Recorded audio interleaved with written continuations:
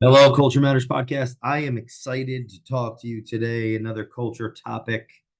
Follow me on Instagram, Jay Doran underscore the culture man for culture, leadership, business topics. These short videos on Instagram. I'm elaborating on each topic on the Culture Matters Podcast. And today I'm elaborating on how to align your team with your company's vision. First, I want to say how to align your team. The oftentimes, without awareness, the question, how do I align my team? It it actually manifests from the lack of realization that I haven't actually listened to my team. Not only do they not know where we're going, because it's likely intuitive out of impulse, nuanced, a feeling, somewhat of a vision for the founder.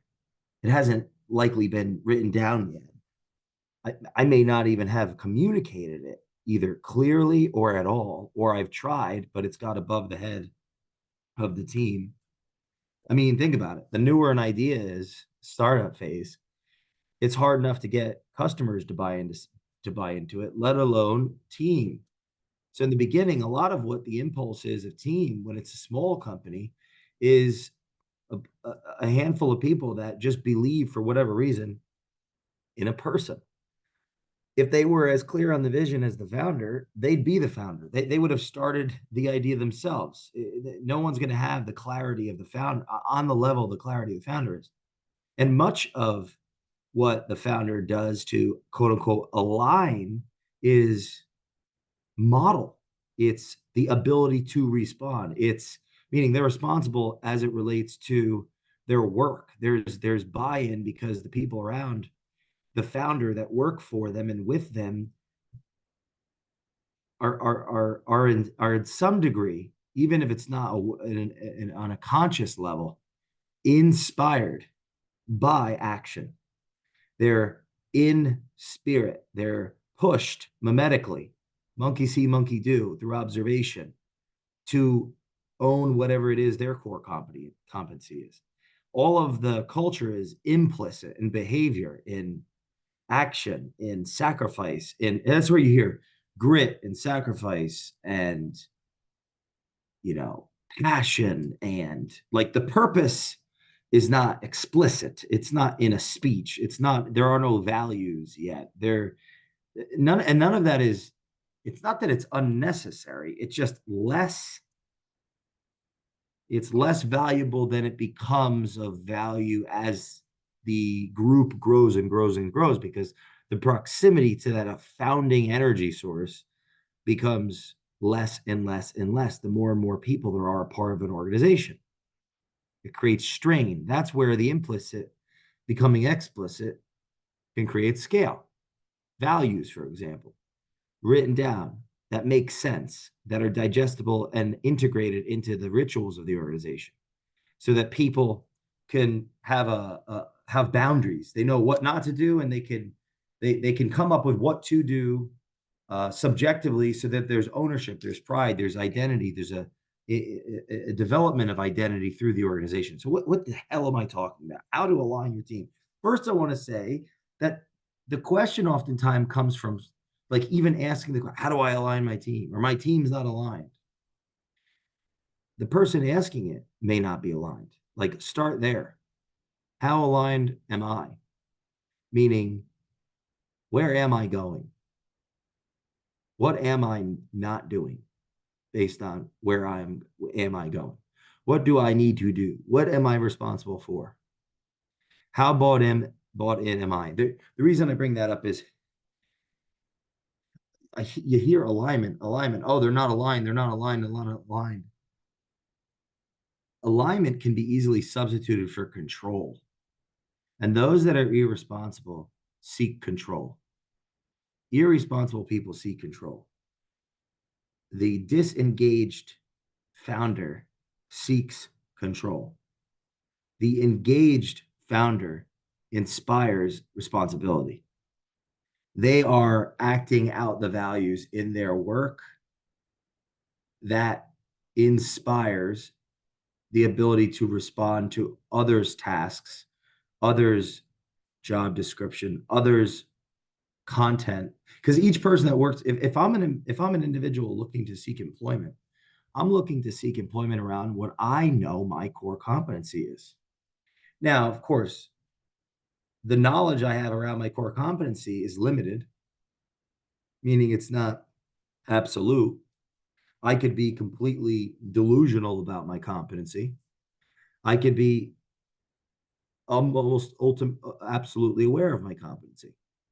Somewhere between absolute delusion and sanity and um, absolute awareness is the spectrum of those that seek employment, any of us that would seek employment around our core competency, what we believe we are capable of doing for an organization.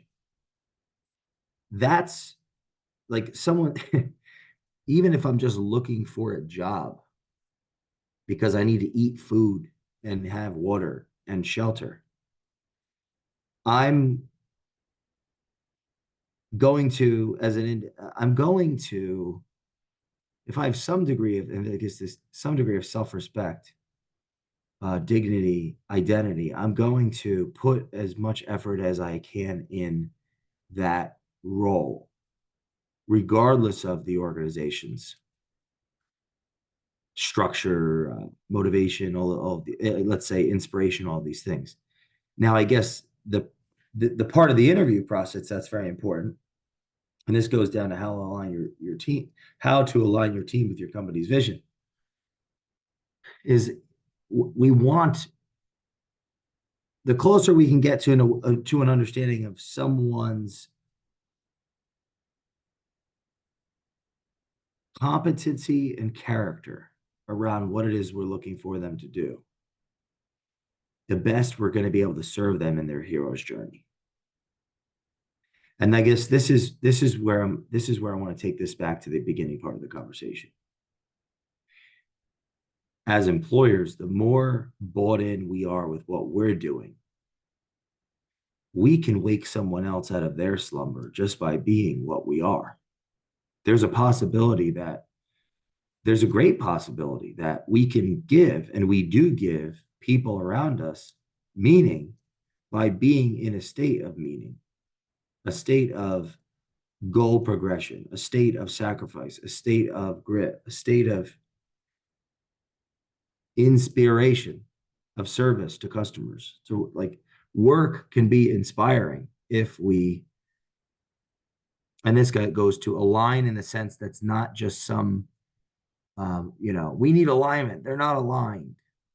Some reaction to the abdication of responsibility. I'm thinking about rule 4 in Beyond Order. Yeah. Notice notice opportunity lurks where responsibility has been abdicated.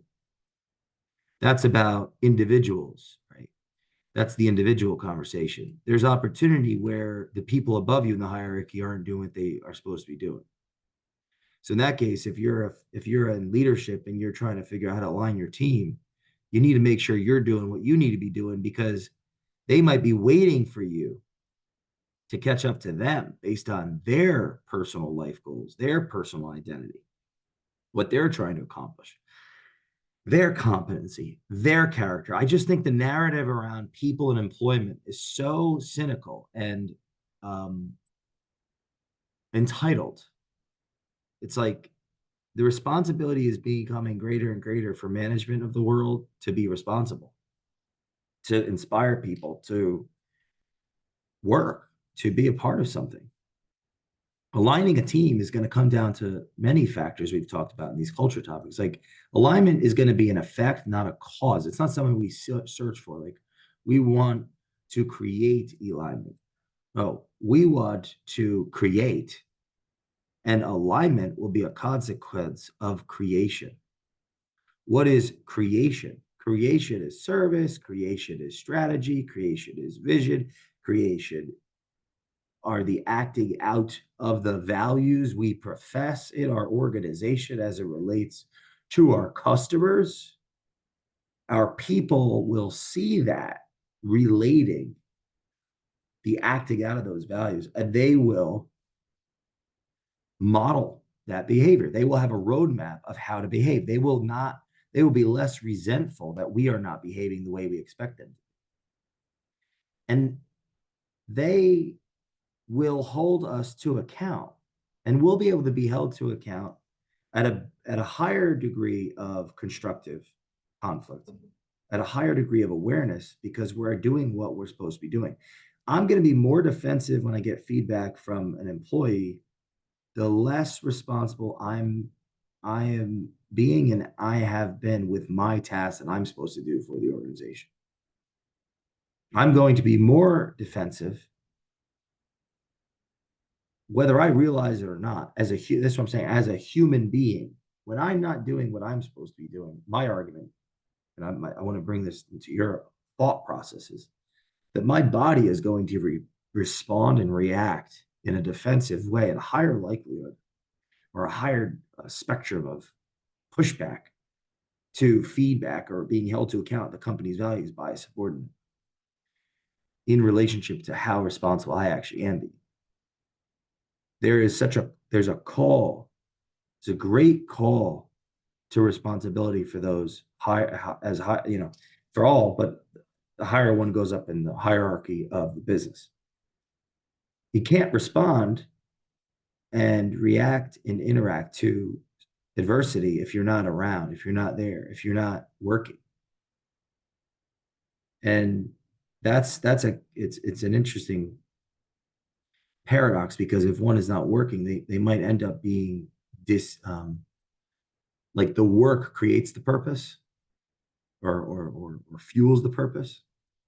The lack of purpose may lead to disengagement of the work. That's where advisors come in. That's where, but like a board is a structural accountability tool.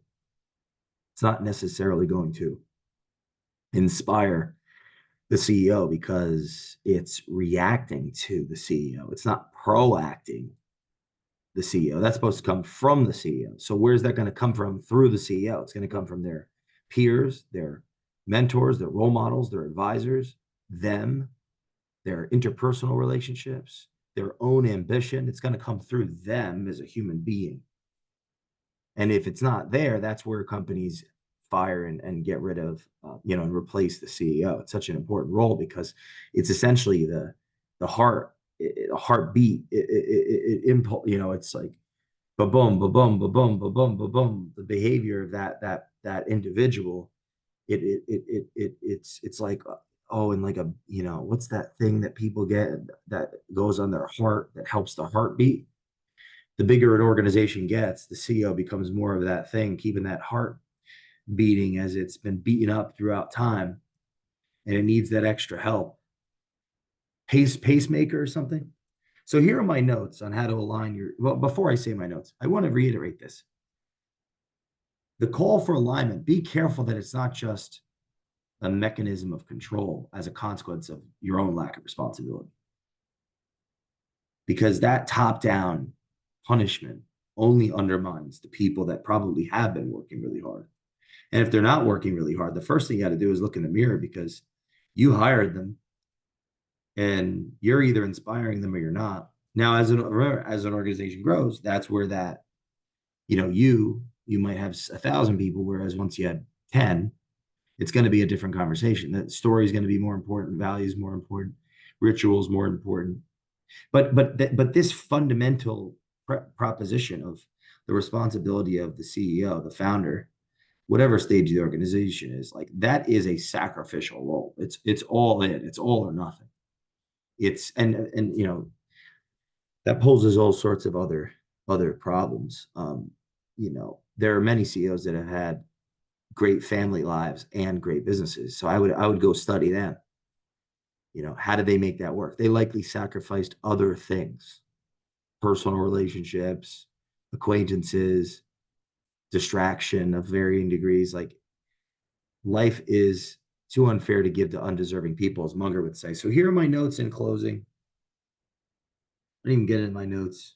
Number one, you have to be clear So A, how? If you can't or haven't, get help. Some um who's out? What the hell am I even writing here? Use your energy to create more energy. Oh, yeah, like how to align your team with your company's vision. So let's say structurally, if it whether it's okay, so we could speak to the, let's say a CEO, it's going to be the bench, the leaders around them that are in positions of responsibility, title, um, they have influence in consequence of that title, and therefore power that will be used in force or through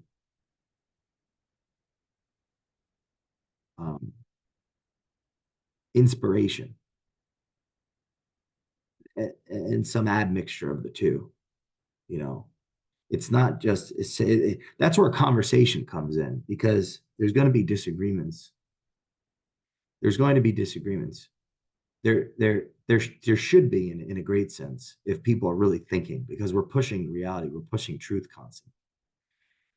We need to be able to talk to one another, and we need to be able to forgive when we've screwed up the conversation to come back right in the ring and continue that conversation.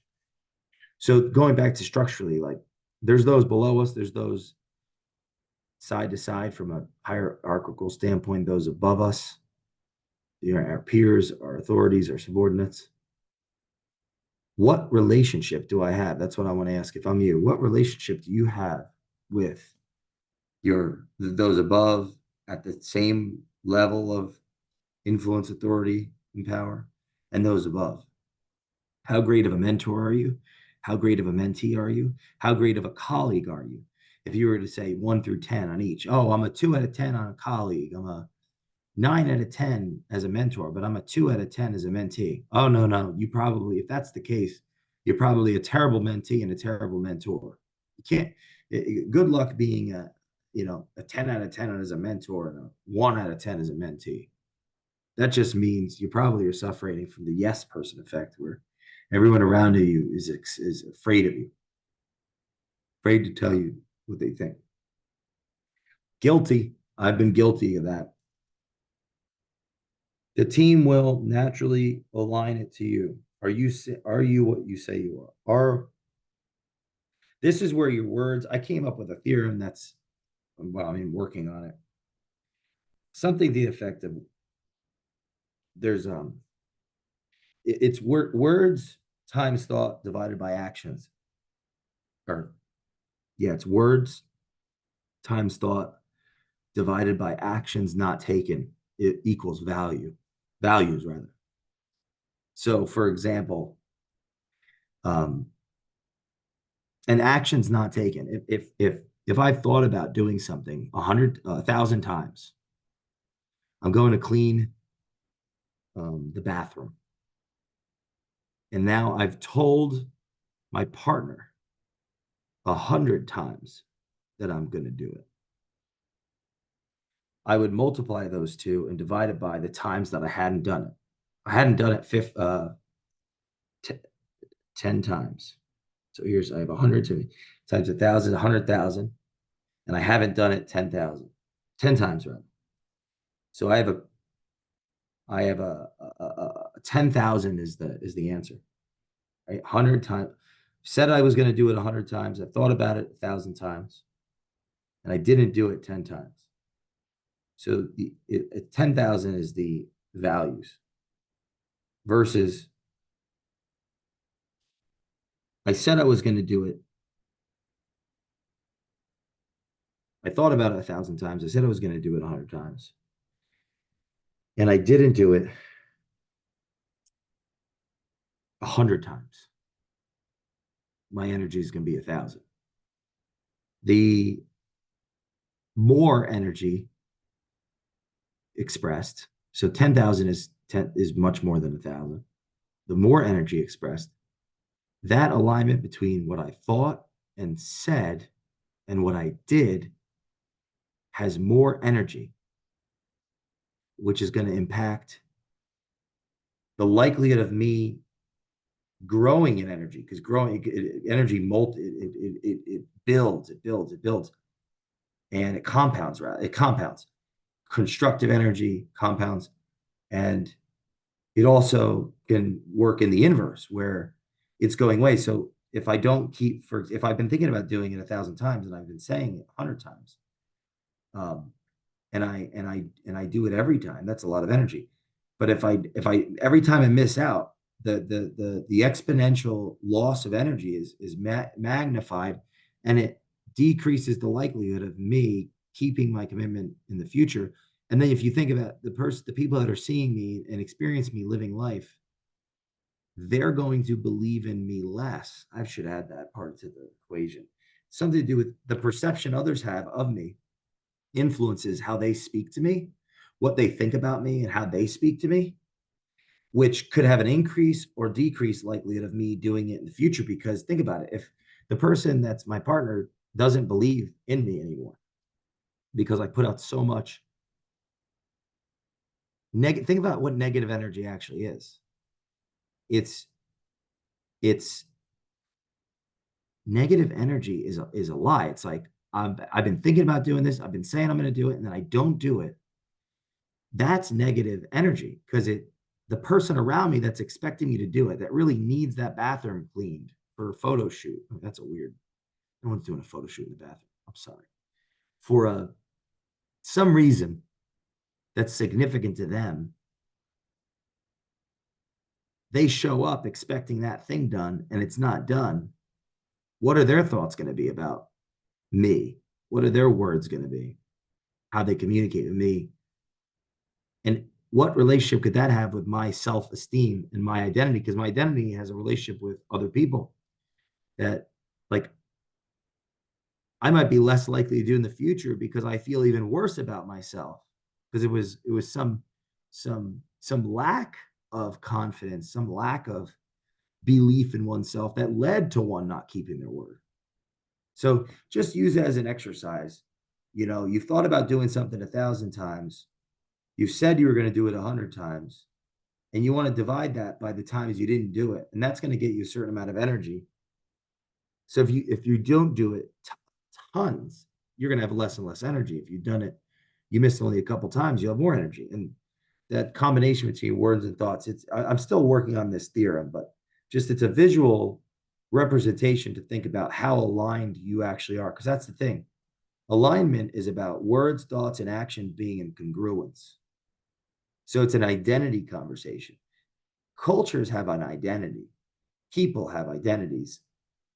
Our identities have a relationship with the people around us, the people in our lives, the institutions that make up our cultures, and so on and so on and so on. Nature is we could talk about that another time. Damn, I'm gonna have to do this one again. This theorem I could go on for another hour trying to explain it, but alignment is how your values are perceived. Um, Often, yeah, because we're holding each other to account, because responsibility is modeled and accountability is given in speech or taken in action. I quit or you're fired. I've talked about that quite a bit. The alignment of our words and our thoughts and our deeds has a feedback loop that builds it up or breaks it down on an individual level. That's where having mentors and having people that love us and can work with us and come shoulder us are valuable, and advisors and helpers, and the theologians. They're there for the people that have lost their identity. They're not aligned with the civilization. But in closing, words spoken multiplied by thoughts from the speaker divided by the actions not taken, or the times people saw you not take action. You weigh this against the energy you thought and spoke, and you have an estimate of how much. So, how much what? Resentment, right? Their resentment of you, your contempt of yourself, and then there's an energy potential that's undermined. I'll elaborate on this. I'm going to put a note. The word, because then there's a conversation of how much should I say the things I think, and that's the power of the word. If I'm thinking things and I'm speaking them out into existence, that it's almost like that increases the pressure of acting it out, because now other human beings are being influenced by those words. It's not just thoughts. It's where the truth is what truth, so subjective truth becomes is a catalyst of value creation. Because if I say what I think, doesn't mean it's the truth, but it's a part of the process of truth exploration. So next I gotta unpack this. Follow me, Jay Doran _ the culture man on Instagram. Today's a culture topic, which was how to align your team with your company's vision. And I will see you next time on the Culture Matters podcast. Please leave us a review.